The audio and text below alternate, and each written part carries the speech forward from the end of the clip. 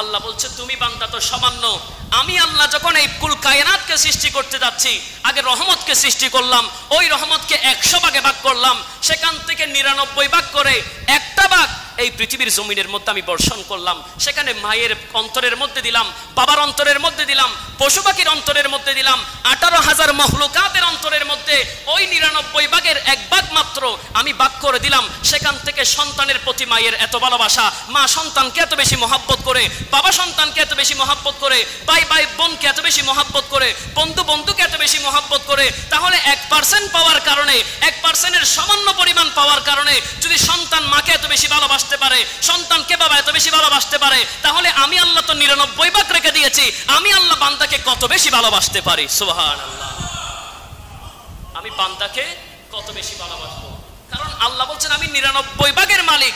হাসরের ময়দানে বান্দাকে তো উসিলা খুঁজবো, কিভাবে তাকে আমি জান্নাতে দিব।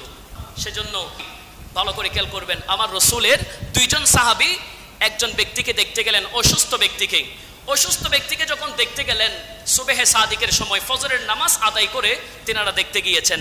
তিনারা ব্যক্তিটাকে জিজ্ঞেস করলেন, বাবা, আমরা যেরকম জিজ্ঞেস করি কোনো অসুস্থ ব্যক্তির কাছে গেলে আমরা কি বলি, আপনার কি অবস্থা, শরীর কেমন যাচ্ছে, দিনকাল কেমন কাটে, তিনারাও গিয়ে জিজ্ঞেস করছেন যে আপনার রাতটা কেমন কেটেছে। তখন তিনি বলতে লাগলেন, আসবাহাতু বিনিআমাতি, আমার রাতটা আল্লাহর নিয়ামতের উপর কেটেছে, আল্লাহর রহমতের উপরে কেটেছে।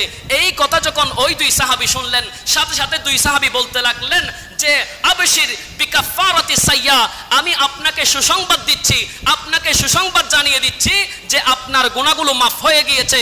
ওই ব্যক্তি বলতে লাগলেন, কেমনে, আমি তো অসুস্থ। এই কথা বলে তিনি চিন্তার মধ্যে পড়ে গেলেন। ওই সাহাবী বলতে লাগলেন, আমি রসুল আরবির পবিত্র নূরানি জবান দিয়ে বলতে শুনেছি যে রসুল পাক সাল্লাল্লাহু আলাইহি ওয়াসাল্লাম বলছেন, যখন কোনো অসুস্থ ব্যক্তি বিছানার মধ্যে অসুস্থ অবস্থায় পড়ে থাকবে এবং সেই অবস্থায় তার জবান দিয়ে আল্লাহর গুণকীর্তন থাকবে, আল্লাহর প্রশংসা থাকবে, আল্লাহর হামদ থাকবে, আল্লাহর প্রশংসা 24টা ঘন্টা সে করতে থাকবে, ওই অসুস্থ ব্যক্তি বিছানা থেকে এমন ভাবে নিষ্পাপ হয়ে যায়, এমন ভাবে বেগুনাহ হয়ে যায়। একজন মা সন্তান প্রসব করলে ওই নবজাতক সন্তান যেরকম নিষ্পাপ মাসুম থাকে, ওই অসুস্থ ব্যক্তি যে অসুস্থ থাকা সত্ত্বেও আল্লাহ রাব্বুল আলামিনের প্রশংসা করতে থাকে, আল্লাহর উপর সবর ইখতিয়ার করতে থাকে, সেই বান্দা অসুস্থ থেকে এমন ভাবে সুস্থ হয়ে যায়। একজন নবজাতক শিশু যেরকম নিষ্পাপ থাকে, আমার আল্লাহ সেই অসুস্থ ব্যক্তিকে সেরকম নিষ্পাপ মাসুম বানিয়ে দেন। সুবহানাল্লাহ, সেরকম নিষ্পাপ মাসুম বানিয়ে দেয়। কাকে?